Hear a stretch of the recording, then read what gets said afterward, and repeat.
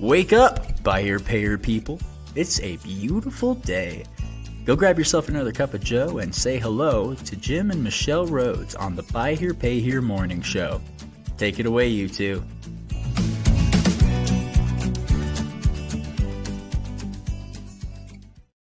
Hey, everybody. Good morning. Friends. Good morning. Happy Wednesday. Coming to you from Oklahoma. Finally got relocated from Utah to Oklahoma. And if you could see the other side of the room, there's still stuff scattered about. We're still in rearranged furniture mode and placing furniture and all that good stuff. But we are safely in Oklahoma and starting to we turned in the truck today. I was having a chat with Martin Gutierrez. Many of our listeners would know Martin, and they also moved recently. And so he and I were commiserating about. And there is a commiseration involved. Yeah, for sure. Yeah, it was a slow move. We've had enough experience with this, and we know better than to move too fast. Dang it all! Last time we did this, we said never again, but it still happens. It worked out okay. Yeah. Just you pay a price for all the stuff, but here we are. Any announcements from you before we dive in? We're coming up to the dealer forum, which is I think it starts on Sunday. I think the date was the 9th, so I'd have to look at the calendar. Yeah, we have a lot of colleagues that are going to be attending, but we will be busy unpacking. It seems, So we'll miss this one again, but hope that's a lot of success for NIADA and those dealers who attend. I'm sure that if you haven't yet booked, it's not a long drive for many of you. I'd say get yourself out there and be part of those roundtable conversations. Alrighty, so let's dive into what we wanted to talk about today. And it seems like there's a lot of topics, and we always will go into a search mode. And what are the things that are talk worthy? And we've talked about a few of them that came up again. And this is one that has been coming up more. It kind of follows in line with some of the big closures, and it's a lot of it is around money and all of that. So, and we know from those of you who are plugged in that capital is probably one of the biggest things most dealers deal with outside of their business. I mean, business that they're a customer of is capital. Yeah, and obviously for many, capital is the gas in the tank. And today we're going to talk more about the Primalend bankruptcy. We've touched on that in the past. We did a little more research going into this conversation. Obviously, with us being on the go, we haven't been able to give as much time to this particular topic. Yeah. But it's significant. We've been having conversations, of course, as always, with dealers. And so I think when I think about the conversations I've had and how it affects them and how it may or may not affect them, and of course, separating fact from fiction as you go through some of this stuff, or, there's obviously always going to be some public relations aspects to things like this. And so I thought what we do today is to kind of dig in. We put ChatGPT on the trail of finding out what information is out there publicly. Of course, there are press releases from Primalend themselves. There are articles on, I saw some before, I think on Bloomberg. Today, I picked up Reuters and, some of those articles referencing Primalend. Some of them tie that to the kind of as the latest news following the Tricolor event.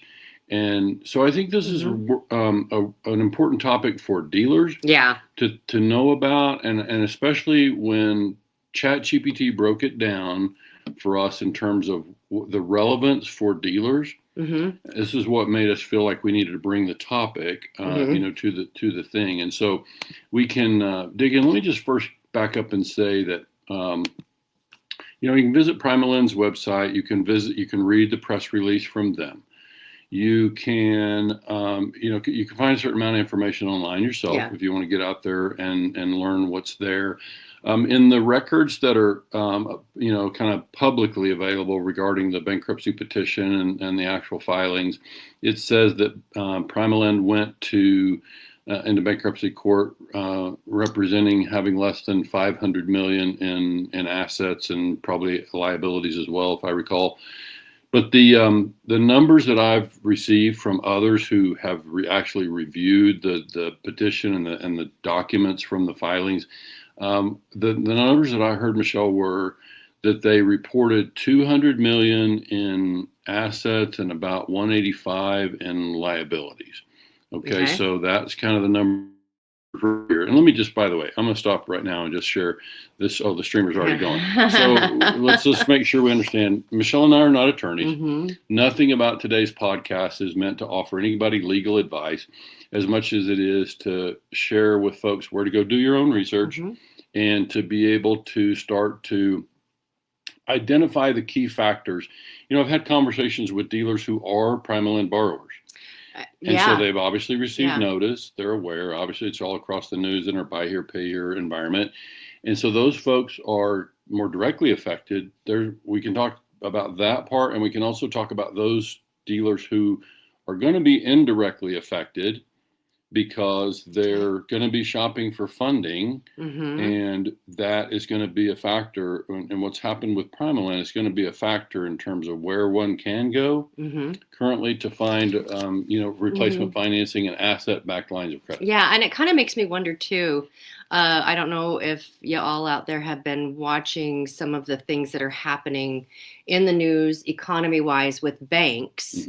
That there's been some roadblocks, hiccups, some big things that have been happening recently with banks. I follow on social a congressman from North Carolina, and talked about an emergency meeting that they had about saving depositors in 2 banks that closed in the last few weeks, and with the intent to stop the domino effect, because what they were finding when there was a bank in the San Francisco Silicon Valley area that was mostly for startups, and then another one that closed in New York in the last couple of weeks. And so,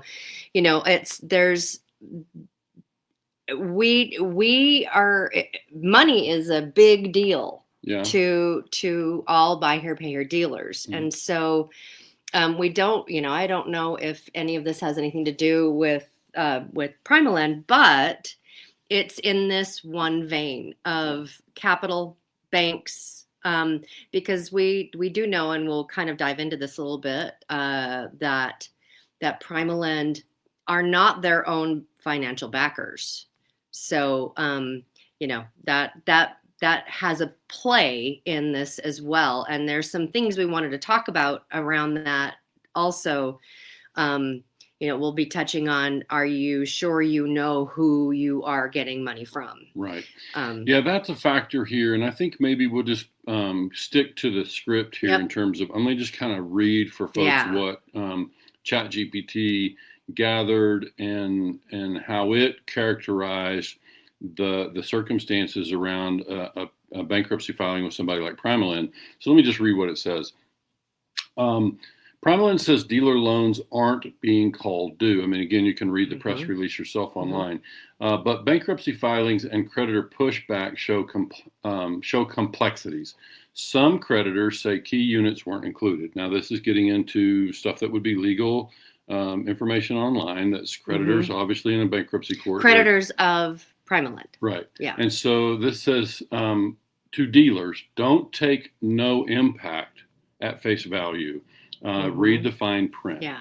So I think it goes on to say, we'll read the rest here, but what it begins to say is you're going to want to check your own document. Yeah. You're going to want to even potentially do some correspondence to have them confirm who the actual lender is. Because I think, we recognize that in situations like this, Primalend would have been feeling some pressure, right? The reason to file bankruptcy is because they're receiving some pressure. And we were talking with dealers that were experiencing some pressure flow through. So it's just part of the times. Yeah. Yeah. So again, reading from ChatGPT here, it says, quote, Primalend says business as usual, but bankruptcy math is a lawyer's playground. I love that. Yeah. Bankruptcy math is a lawyer's playground. Okay, so dealers should treat business as usual like a warm campfire. Safe if you watch it, dangerous if you ignore the sparks. Okay, so this is where we would say, and listen, let me just pause and say, that was end quote, by the way.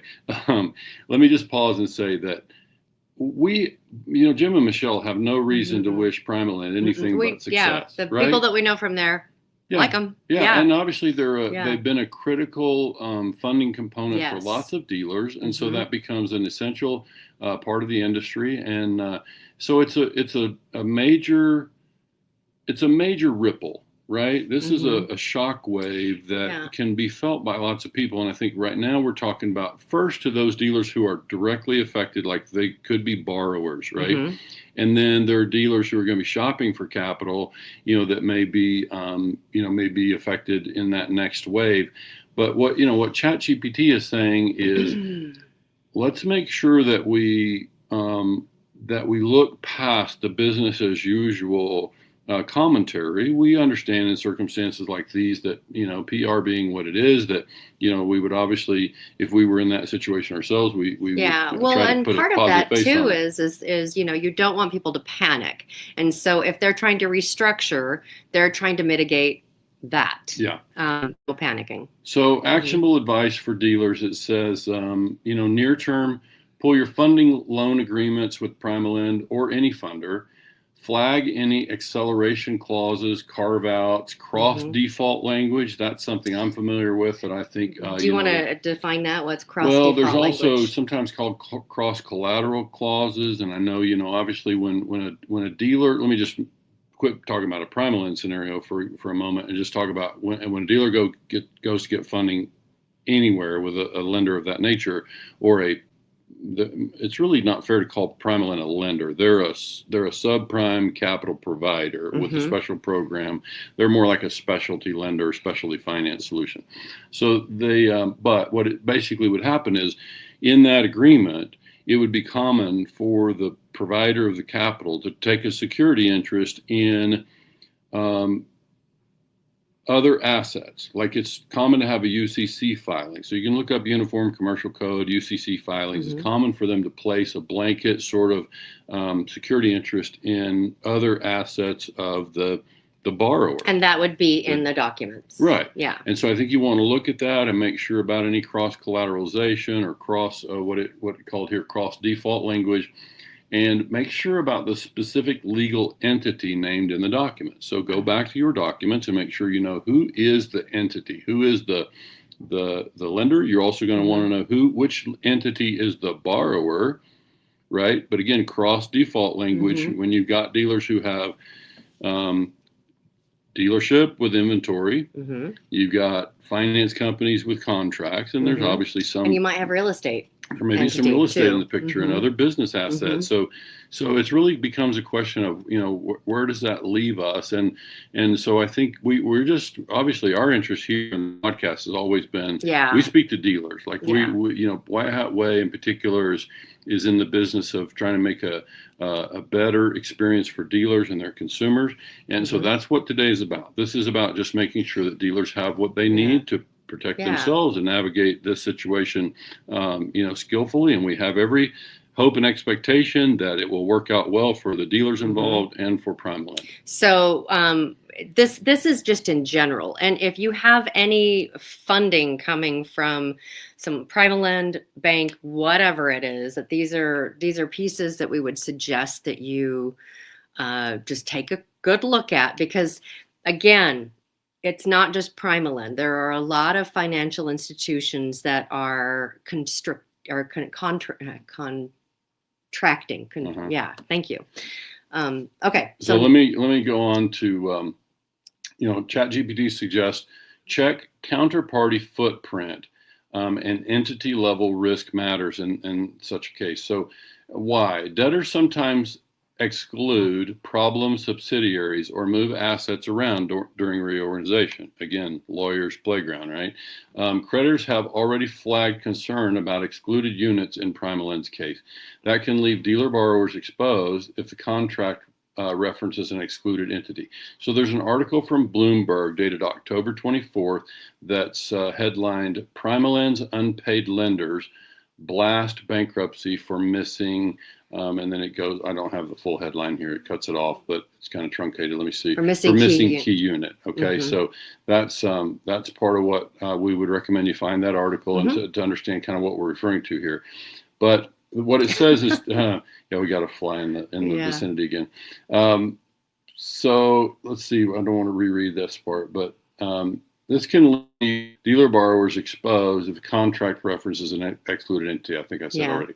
So name your lender like you name a horse. Know which one you're riding. This is ChatGPT. Right? Yeah. So I love the Western side of that. Yeah. Name your lender like you name a horse. Yeah. Know which one you're riding. Yeah. So ChatGPT is familiar with our Western thing. So it's kind of. So what's the actionable advice? It says ask your lender for written confirmation identifying the exact legal entity that holds your loan and whether that entity is included in any bankruptcy or sale. If you get legalese, bring it to counsel or a trusted CPA. End quote. So this is basically, I'm surprised to see it asked, to suggest getting a CPA involved, but certainly if you get legalese, I have to ask Amanda about that. Yeah. So basically, it's just saying verify, who the parties are, right? Is really what. Which is just always a good idea anyway, especially when you're dealing with millions of dollars, to know who is it that is ultimately the lender. Yeah. And now this is just, again, general advice from ChatGPT. Liquidity stress test your business. So do a stress test on your liquidity and your customers. Why? When funders are in distress, they tighten underwriting and liquidity dries up. That's doubly bad for dealers who rely on purchased capital lines or warehouse facilities. So again, that's just general sort of feedback, but it's obviously we know Primalend is saying business as usual, and every indication that we've seen and heard from other dealers, and so far it is business as usual. So this is just something that we and again, this is just in general, and to keep yourself aware of all of the things that are happening, because it's just you just want to protect. Yeah. So it says, if your cash runway looks like a canoe in low tide, okay, so think about what that's really suggesting. If your cash runway looks like a canoe in low tide, a lender's bankruptcy is the rock you don't want to hit. So you don't want to be in that place where, there could be interruptions, I guess is what you'd say, because you're already kind of in dangerous territory. So actionable item? Yeah, it says run a 60-day cash and receivable stress test. What happens if you lose your next funding draw? Prioritize collections, delay non-critical purchases, and identify one backup lender or broker. We're familiar with some. Folks can reach out to us. I'll be doing some text introductions today for dealers that we know inside our V8 community. And so this is something that, is very much part of our world too. It definitely comes in, and we're always working to try to, support those dealers that are in our community. So the next one is, communicate to customers with integrity. Don't weaponize fear. Customers panic when they hear bankruptcy and may miss payments or worse. Clear, honest messages that focus on continuity of service prevent unnecessary churn. Primalend claims loans aren't being accelerated. That's a message dealers should echo cautiously to their customers. Now, I don't know that I'm necessarily advising at this point that dealers reach out and let their customer base know. That has to necessarily affect them at this stage. But I do think they want to be prepared to respond in the event that it comes, should come. And the quote that it came up was, tell customers the truth without the drama. Panic makes people worse players. Telling people payers. Panic or truth, transparency. That is a cornerstone to White Hat Way, and making sure you have to tell everything. If it doesn't affect your customers at this point, you don't need to be letting them know, but make sure that what you say is truthful. Try not to, if you need to reach out to your customers, use language that will not panic them. If you need some help on that, please feel free to reach out. We can help with that. But it's, just stay truthful and try not to panic your customers if you need to let them know. Yeah, it seems I unlikely. don't think you need to. Yeah, it seems unlikely at this point that the customers would have any concern. They don't know which dealers are Primalend borrowers, and so on. this next one is a good one. Yeah, it says use for this all. it says use this as a wake up. Tighten underwriting and documentation now. Lenders in trouble mean more scrutiny from regulators and potential buyers. Clean underwriting, documented payment histories, and repeatable processes increases your value and protects your customers. So let me ask you something.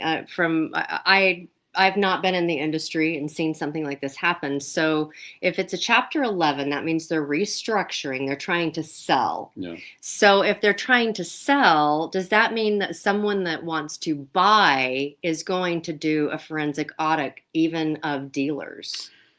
Can't say. Okay. I don't know. I'm not going to profess to know anything on that subject. And I'm not an attorney, not a bankruptcy expert. Obviously, as a former dealer, I have more experience on the consumer bankruptcy side. So business bankruptcy will be a little bit different. But I would just say that, what this is really suggesting to all dealers is understand, and I would say for sure, that you want to tighten up your processes. We talk about this with dealers all the time, is increasing your enterprise value, and in this case, your borrowing capacity. Yeah. Because you're going to have fewer lenders available. If you're shopping for a line of credit this year, early next year, you're going to have a fewer number of parties that are willing to extend lines of credit.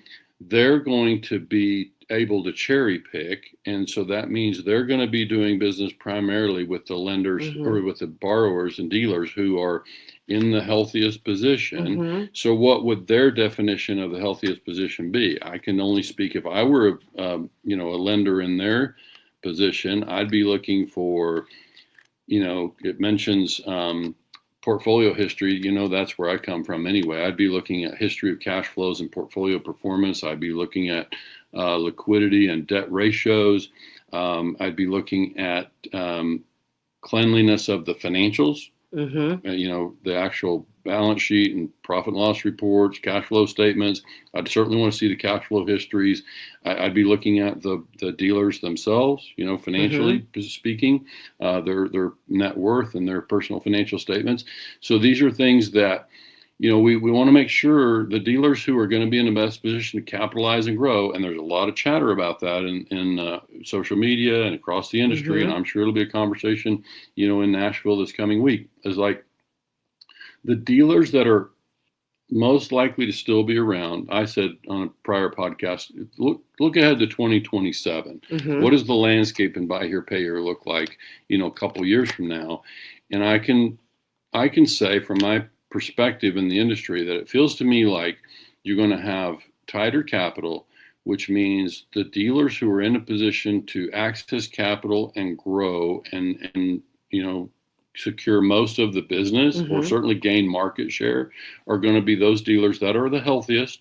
They're in the best position to weather storms, and that this is a wake up call to say, let's get our affairs in order. Yeah.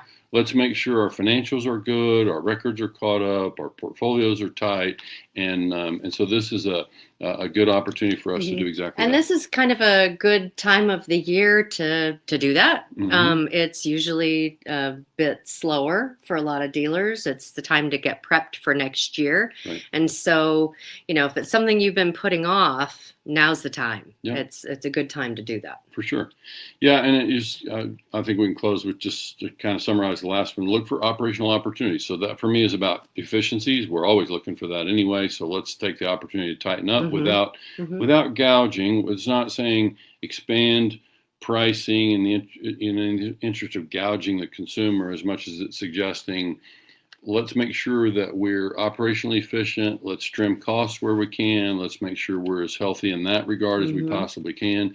And so I think that's prudent advice for any time, but especially this time. But there's tons more in ChatGPT. Obviously, any of us can go through and source that sort of information. But again, just in summary, we're not attorneys. We're not offering legal advice as much as we're offering operational perspective and just trying to remind folks that we again have no reason to wish Primalend and other lenders like Primalend anything but success. Dealers need this capital. They Primalend's been an important player in this segment for I think the press release said they've been around for 18 years, and so they're an important player. I just think it's important for us as dealers out there to recognize that the ripple effect from the Tricolor thing and now the Primalend's bankruptcy filing is that expect that the money's going to get tighter. It's going to be more difficult to access capital. We need to make sure that we're in good shape. And if you are a dealer with Primalend, we've offered some tips according to ChatGPT how to make sure that you kind of know where you stand. Yeah, absolutely. Right? And if there's any of these pieces with getting your financials in order and any of it, please feel free to reach out. Yeah, please. And we'd be happy to help. Call or text 903-816-0216. Right. 903-816-0216. Yeah. So thanks for tuning in today, folks. We'll keep you posted. We've got Friday coming up. We'll dig back into data. It's my hope that we'll have enough data to start to give some tips on how versus last year. I was watching Anna Marie Beck Digital Attention Online. Thank you. Asks about every month, how was your month? And it looks like the majority of people had a better month this month than last year, same time. So we'll check that and see what it looks like in the V8 community. All right. Well, thank you so much for joining. We really appreciate you making this part of your day.